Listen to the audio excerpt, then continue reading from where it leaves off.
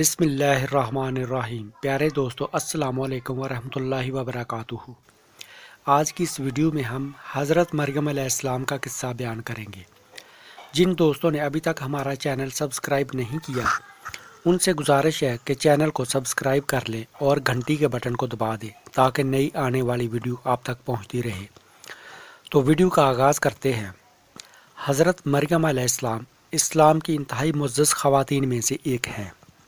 قرآن کریم آپ علیہ السلام کو ایک خاص اور اہم رتبہ دیتا ہے۔ حضرت سلیمان علیہ السلام کی اولاد میں سے ایک شخص عمران بن ماسا تھا۔ ان کی اہلیہ کا نام حنہ بنت فاقور تھا۔ جوانی بیت گئی مگر اولاد کی نعمت سے محروم رہی۔ ایک دن ایک درخت کے سائے تلے بیٹھی تھی کہ ایک پرندے کو دیکھا جو اپنے بچوں کو دانا کھلا رہا تھا۔ یہ منظر دیکھ کر اولاد کی تمنا پہلے سے بھی کہیں زیادہ ہو گئی۔ عمران کی اہلیہ حنہ نے اللہ تبارک و تعالیٰ سے منت مانی کہ اگر ان کے ہاں بچہ پیدا ہوا تو وہ اللہ تبارک و تعالیٰ کی راہ میں وقف کر دیں گی۔ اس کے بعد ان کے ہاں حضرت مریم علیہ السلام کی پیدائش ہوئی۔ ان کی والدہ حنہ حضرت زکریا علیہ السلام کی اہلیہ کی بہن تھی۔ یوں حضرت زکریا علیہ السلام حضرت مریم علیہ السلام کے خالو تھے۔ عمران اسرائیلیوں کے ایک سردار تھے اور حنہ حضرت زکریا علیہ السلام کی سالی تھی۔ عمران اور حنہ کی کوئی اولاد نہیں تھی، یہاں تک کہ ان دونوں کو یہ یقین ہونے لگا کہ ان کی تقدیر میں اولاد نہیں ہے۔ لیکن ایک دن حنہ نے نہایت عاجزی سے اللہ تبارک و تعالیٰ سے ایک بچہ عطا فرما دینے کی التجا کی اور یہ بھی منت مانی کہ اگر بچہ عطا فرما دیا گیا تو وہ اسے یروشلم میں اللہ تبارک و تعالیٰ کے گھر یعنی مسجد الاقصیٰ میں اللہ تبارک و تعالیٰ کے دین کی خدمت کے لیے وقف کر دیں گی۔ اللہ تبارک و تعالیٰ نے یہ دعا قبول فرمائی اور وہ امید سے ہو گئیں۔ اپنی دعا میں حنہ نے یہ بھی استدعا شامل کی کہ اللہ تبارک و تعالیٰ ان کے آنے والے بچے کو دنیا کے معاملات اور مسائل میں الجھنے سے بچائے تاکہ وہ یعنی حنہ اسے اللہ تبارک و تعالیٰ کی بندگی اور غلامی میں دے سکیں۔ دنیا میں عام طور پر آزادی کا مطلب یہ سمجھا جاتا ہے کہ لوگوں کو اپنی پسند کی اشیاء یا مقاصد حاصل کرنے کے لیے جد و جہد کرنے کی آزادی حاصل ہو، لیکن حنہ کی نظر میں مکمل آزادی کا مطلب اللہ تبارک و تعالیٰ کی مکمل بندگی اور غلامی تھا۔ یہ حنہ کی اپنے اس بچے کے لیے اس کے مستقبل کے بارے میں تمنا تھی جو ابھی پیدا بھی نہیں ہوا تھا۔ چنانچہ حنہ اس بات کی خواہش مند تھی کہ ان کا ہونے والا بچہ کسی اپنے جیسے بندے کا غلام نہ بنے بلکہ صرف اور صرف اللہ تبارک و تعالیٰ کا غلام بن کر زندگی گزارے۔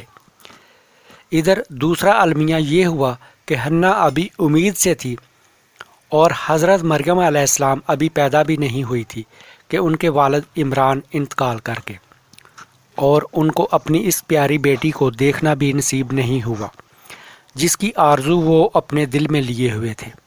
آخر کار حضرت مریم علیہ السلام پیدا ہوئی۔ آپ علیہ السلام کی والدہ حنہ نے آپ علیہ السلام کا نام مریم رکھا اور اللہ تبارک و تعالیٰ سے اس بیٹی کے پلنے بڑھنے کے لیے دعا کی۔ دوسری جانب حنہ کے لیے مسئلہ بھی سامنے آ گیا کہ انہوں نے اپنے ہونے والے بچے کو مسجد میں وقف کرنے کے لیے منت مانی تھی، مگر ان کے ہاں تو بیٹی پیدا ہوئی تھی اور بچی کو تو عبادت گاہ کے لیے وقف نہیں کیا جا سکتا تھا۔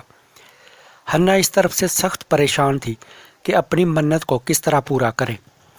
اس پر ان کے بہنوئی حضرت زکریا علیہ السلام نے ان کو تسلی دی کہ اللہ تبارک و تعالیٰ کو اچھی طرح معلوم ہے کہ تمہارے ہاں بیٹی پیدا ہوئی ہے، اور آپ علیہ السلام نے اس بات پر اللہ تبارک و تعالیٰ کی حمد و ثنا بھی فرمائی کہ اس نے اپنی عبادت کے لیے تمہیں بیٹی سے نوازا ہے، اور تمہاری یہ بات بھی تعریف کے قابل ہے کہ تم نے اپنی اولاد کو دینے والے کی راہ میں وقف کر دینے کا فیصلہ کر رکھا ہے۔ اس پر حنہ نے اپنی ننھی سی بیٹی کو ایک شال میں لپیٹا اور انہیں لے کر مسجد پہنچی۔ وہاں ان کو یعنی حضرت مریم علیہ السلام کو مسجد کے عابدوں کے سپرد کر دیا۔ کیونکہ حضرت مریم علیہ السلام ایک لڑکی تھی لہٰذا اس پر بحث چھڑ گئی کہ اس بچی کا سرپرست کون بنے گا۔ ہر کوئی یہ اعزاز حاصل کرنا چاہتا تھا۔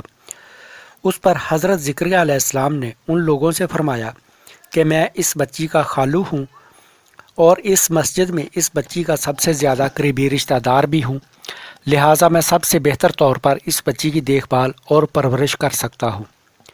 اس زمانے میں اس قسم کے مسائل کے حل کے لیے مختلف طرح سے قرعہ ڈالا جاتا تھا۔ اس مقصد کے لیے چھڑیاں دریا میں ڈال دی جاتی، چنانچہ حضرت مریم علیہ السلام کے لیے سرپرست کے انتخاب کے لیے بھی ایسا ہی کیا گیا۔ سب عابدوں نے اپنی اپنی چھڑیاں دریا میں ڈال دی۔ حضرت زکریا علیہ السلام نے بھی اپنی چھڑی دریا میں ڈال دی۔ سارے عابدوں کی چھڑیاں دریا میں ڈوب گئیں، صرف حضرت زکریا علیہ السلام کی چھڑی تیرتی رہی۔ یوں قدرت نے اپنے فیصلے کا اعلان کر دیا کہ حضرت زکریا علیہ السلام ہی مریم علیہ السلام کے سرپرست ہوں گے۔ قدرت کے اس فیصلے کو سب نے ہی تسلیم کر لیا اور حضرت زکریا علیہ السلام کو حضرت مریم علیہ السلام کے سرپرست کی حیثیت سے مان لیا گیا۔ حضرت زکریا علیہ السلام نے حضرت مریم علیہ السلام کے سرپرست کا منصب سنبھالنے کے بعد آپ علیہ السلام کے لیے اس عبادت گاہ میں ایک علیحدہ کمرہ تعمیر کروا دیا گیا تاکہ کوئی دوسرا شخص اس کمرے میں داخل نہ ہو سکے۔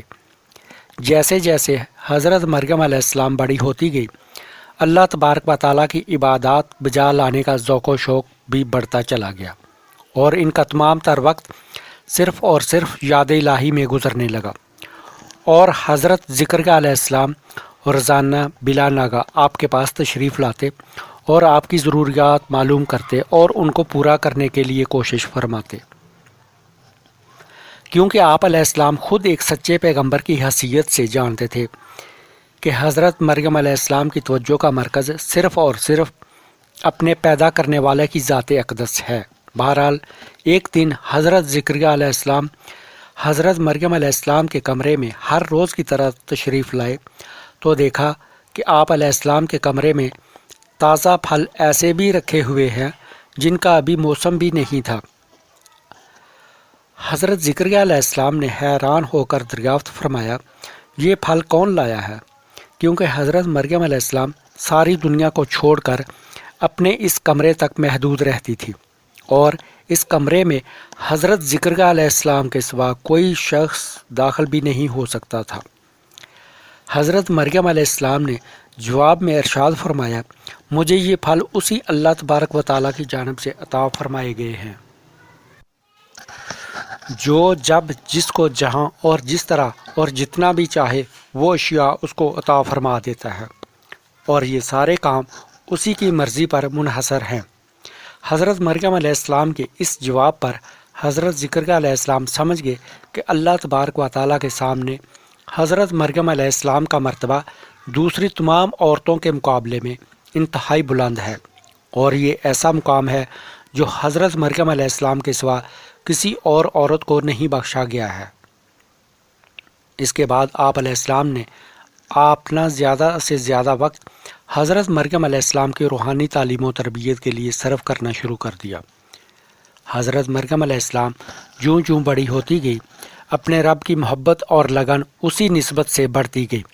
ایک دن یوں ہوا کہ حضرت مریم علیہ السلام حسب معمول اپنے کمرے میں عبادت الہی میں مصروف تھی۔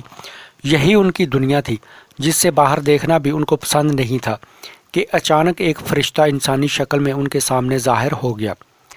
یہ حضرت جبرائیل علیہ السلام تھے۔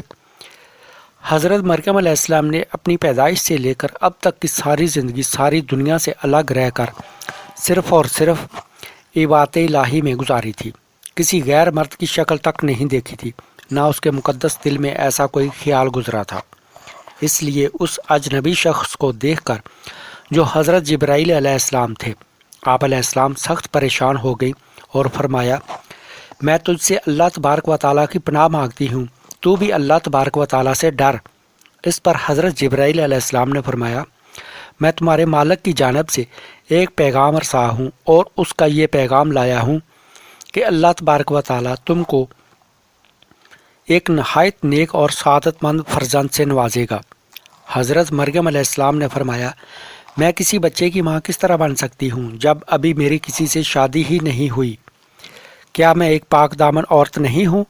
اس پر فرشتے نے کہا، اللہ تبارک و تعالی جب جو شے جس طرح جہاں جس کے پاس اور جس شکل و صورت میں پیدا کرنا چاہتا ہے پیدا فرما دیتا ہے، اس کے لیے بس وہ یہ فرما دیتا ہے ہو جا، پس وہ شے ہو جاتی ہے۔ اللہ تبارک و تعالیٰ نے زمین کی مٹی سے حضرت آدم علیہ السلام کو بھی پیدا فرمایا تھا، جبکہ حضرت آدم علیہ السلام کے نہ والد تھے نہ والدہ تھی۔ وہ اللہ تبارک و تعالیٰ ہی ہے جس نے حضرت حوا علیہ السلام کو حضرت آدم علیہ السلام کی پسلی سے پیدا فرمایا تھا۔ اللہ تبارک و تعالیٰ جب کسی شے کو پیدا فرمانا چاہتا ہے تو وہ صرف کن یعنی ارشاد فرما دیتا ہے تو وہ شے وجود میں آ جاتی ہے۔ اللہ تعالیٰ کے لیے کچھ بھی کرنا کوئی مشکل نہیں۔ اللہ تبارک و تعالیٰ نے حضرت جبرائیل علیہ السلام کے ذریعے حضرت مریم علیہ السلام میں حضرت عیسیٰ علیہ السلام کی روح پھونکی۔ حضرت جبرائیل علیہ السلام تو یہ خوشخبری دے کر واپس تشریف لے گئے۔ حضرت مریم علیہ السلام کی پریشانی ہر گزرتے دن کے ساتھ بڑھتی چلی گئی کہ شادی تو ہوئی نہیں، ان کے ہاں بچے کی پیدائش ہوگی تو لوگ کیا کیا باتیں بنائیں گے، میں ان باتوں کا کہاں تک اور کس طرح سامنا کر سکوں گی۔ یہ تشویش آپ علیہ السلام کو اندر ہی اندر سے کھائے جانے لگی۔ آخر کار تھک ہار کر بہت بوجھل دل کے ساتھ آپ علیہ السلام نے اپنی موجودہ رہائش گاہ جو عبادت گاہ میں ہی تھی چھوڑ دی اور نصارہ شہر کا رخ کیا۔ یہ وہی شہر تھا جہاں آپ خود پیدا ہوئی تھی۔ یہاں پہنچ کر آپ علیہ السلام نے لوگوں کی نظروں اور باتوں سے بچنے کے لیے ایک سادہ سے مکان میں رہائش اختیار کر لی، لیکن فکر اور پریشانی نے یہاں بھی آپ کا پیچھا نہیں چھوڑا، کیونکہ آپ علیہ السلام کا تعلق خود ایک معزز گھرانے سے تھا۔ آپ علیہ السلام کے والد ایک نہایت شریف آدمی تھے۔ آپ علیہ السلام کی والدہ بھی ایک نہایت شریف اور شائستہ خاتون تھی۔ ایسی صورت میں حضرت مریم علیہ السلام اپنے خاندان کی عزت و آبرو کے حوالے سے لوگوں کی چلتی زبانیں کس طرح بند کر سکتی تھی؟ چند ماہ اسی اذیت میں گزر گئے۔ آپ یہ تکلیف مزید نہیں اٹھا سکی تو یہاں سے بھی یروشلم جانے کا فیصلہ فرمایا اور اسی حالت میں بیت اللحم پہنچ گئی۔ اس کے باوجود کہ آپ علیہ السلام کو اللہ تبارک و تعالیٰ کی جانب سے اپنے بارے میں ارشاد الہی پر یقین تھا کہ حضرت مریم علیہ السلام کا ایمان انتہائی اخلاص پر مبنی ہے اور کسی صورت ہلنے والا نہیں، لیکن آپ علیہ السلام کی ایک نوجوان خاتون کی حیثیت سے پریشانی اور بے چینی میں اضافہ ہی ہوتا جا رہا تھا۔ آخر حضرت مریم علیہ السلام کا وہ وقت آ ہی گیا جب ایک عورت ماں بنتی ہے۔ اس وقت بھی شدید ترین تکلیف کے وقت بھی آپ علیہ السلام کے پاس مدد کرنے کے لیے کوئی عورت موجود نہیں تھی۔ آپ علیہ السلام سخت تکلیف کی حالت میں کھجور کے ایک درخت کے نیچے تشریف فرما ہو گئی اور اسی حالت میں حضرت عیسیٰ علیہ السلام کو جنم دیا۔ حضرت عیسیٰ علیہ السلام جیسے خوبصورت فرزند کو دیکھ کر جہاں آپ کو بہت زیادہ خوشی ہونا چاہیے تھی، مگر آپ کو اس خیال کے ساتھ ہی شدید صدمہ بھی پہنچا کہ ان کے اس بے مثال فرزند کا تو کوئی باپ ہی نہیں ہے۔ اس احساس کے ساتھ حضرت مریم علیہ السلام کے منہ سے بے اختیار نکلا کہ کاش ایسا ہونے سے پہلے میں مر ہی جاتی، کسی کو میرے بارے میں کچھ سراغ ہی نہیں ملتا۔ حضرت عیسیٰ علیہ السلام کی پیدائش اسی کھجور کے درخت کے نیچے ہی ہوئی تھی۔ حضرت مریم علیہ السلام اپنے بچے کی پیدائش کے درد اور تکلیف اور اپنے اس بچے کے باپ کے نہ ہونے سے صدمے سے بالکل نڈھال ہو گئی تھی۔ اس خوف سے بھی اس کا برا حال تھا کہ وہ لوگوں کو کیا بتائیں گی کہ اس بچے کا باپ کون ہے۔ اتنے میں انہوں نے یہ بھی آواز سنی، مریم غم نہ کرو، تمہارے رب کریم نے تمہارے نزدیک ہی چشمہ رواں فرما دیا ہے۔ تم جس درخت کے نیچے بیٹھی ہو اس کو ہلاؤ، یہ درخت ہم نے پکی ہوئی کھجور سے بھر دیا ہے، وہ گریں گی، تم وہ کھا لو اور پانی تمہارے نزدیک ہی ہے۔ اور اللہ تبارک و تعالیٰ نے اسی درخت کے عین نیچے جہاں حضرت مریم علیہ السلام تشریف فرما تھی پانی کا چشمہ رواں فرما دیا تاکہ آپ علیہ السلام کو اٹھ کر کہیں اور نہ جانا پڑے۔ کھجوروں کی شکل میں رب کائنات نے آپ علیہ السلام کے لیے خوراک کا بندوبست بھی فرما دیا تھا۔ حضرت مریم علیہ السلام کو ذرا ہی دیر میں سکون اور اطمینان حاصل ہو گیا۔ ان کو اپنے خالق و مالک کی جانب سے نہ صرف رزق عطا فرما دیا گیا بلکہ ان سب چیزوں کی صورت میں آپ علیہ السلام کی پاک دامنی اور عزت و عصمت محفوظ ہونے کی گواہی بھی دے دی گئی۔ اپنے پیدا کرنے والے کی جانب سے اس واضح یقین دہانی اور تسلی دیے جانے کے بعد حضرت مریم علیہ السلام بھلا کیوں پریشان ہوتی، اور حضرت عیسیٰ علیہ السلام اس کی جانب سے حضرت مریم علیہ السلام کے لیے ایک بے مثال اور انتہائی مقدس آسمانی تحفہ بھی قرار پائے تھے۔ حضرت مریم علیہ السلام نے آخر کار اپنے شہر جانے کا فیصلہ کر لیا، مگر اس کے ساتھ آپ علیہ السلام کے سامنے یہی سوال پھر آ کھڑا ہوا، وہ اپنے اس بچے حضرت عیسیٰ علیہ السلام کے بارے میں لوگوں کو کیا بتائیں گے؟ اپنی والدہ کی یہ پریشانی دیکھ کر ننھے نومولود حضرت عیسیٰ علیہ السلام اپنی والدہ کی طرف متوجہ ہو کر فرمانے لگے، اگر کوئی آپ سے میرے بارے میں دریافت کرے تو اس سے کہہ دیجیے آج میں نے اپنے پیدا کرنے والے مہربان مالک کے لیے روزہ رکھا ہوا ہے، اس لیے آج کسی سے کوئی بات نہیں کروں گی۔ اپنے ننھے بچے کا یہ معجزہ دیکھ کر حضرت مریم علیہ السلام کو یہ اطمینان ہوا کہ ان کا یہ بچہ معمولی بچہ نہیں ہے اور جو کہہ رہا ہے وہ بالکل ٹھیک ہے۔ حضرت مریم علیہ السلام اپنے ننھے سے بچے کے ساتھ شہر میں داخل ہوئی تو ان کی گود میں ننھے شہزادے کو دیکھ کر لوگ طرح طرح کی باتیں بنانے لگے۔ لوگ آپ کی پاک دامنی سے اچھی طرح واقف تھے، پھر بھی آپ پر طرح طرح کے ذلیل الزامات لگانے لگے۔ اس پر آپ نے اپنے ہونٹوں پر انگلی رکھ کر حضرت عیسیٰ علیہ السلام کی طرف اشارہ فرما دیا کہ مجھ سے نہیں، میرے بچے سے پوچھو، میں کچھ نہیں کہوں گی۔ اس پر لوگ اور حیران ہوئے کہ اتنا سا بچہ بھلا کس طرح بول سکتا ہے جو ابھی ابھی پیدا ہوا ہے۔ ابھی لوگ حیران ہو ہی رہے تھے کہ ننھے حضرت عیسیٰ علیہ السلام نے ارشاد فرمانا شروع کر دیا، میں اللہ تبارک و تعالیٰ کا بندہ ہوں، اس نے مجھے کتاب سے نوازا ہے اور مجھے اپنا پیغمبر بنایا ہے۔ میں جب اور جہاں بھی رہوں گا اس کی رحمتیں میرے اوپر برسات کرتی رہیں گی، اور جب تک میں اس دنیا میں ہوں اس کی عبادت کرتا رہوں گا اور اس کی راہ میں دیتا رہوں گا۔ مجھ پر اللہ تبارک و تعالیٰ کی بے حساب رحمتیں اس دن سے ہیں جس دن میں پیدا ہوا ہوں، اور اس دن تک رہیں گی جب میں اس کے حضور حاضر ہوں گا، اور جس دن مجھے دوبارہ اٹھایا جائے گا میں اس کی حمد و ثنا کرتا ہوں جس نے مجھے غرور اور تکبر سے پاک رکھا اور اپنی رحمتوں سے دور نہیں کیا۔ یہ تھے حضرت مریم علیہ السلام کے بیٹے حضرت عیسیٰ علیہ السلام، جو اللہ کی سچی بات تھے جس میں لوگ شک کرنے چلے تھے مگر اللہ تعالیٰ کے امر سے نا واقف تھے۔ ان لوگوں میں کچھ جاہل بھی تھے جنہوں نے اس تمام صورتحال کو ایک شعبدہ بازی ہی سمجھا، نعوذ باللہ۔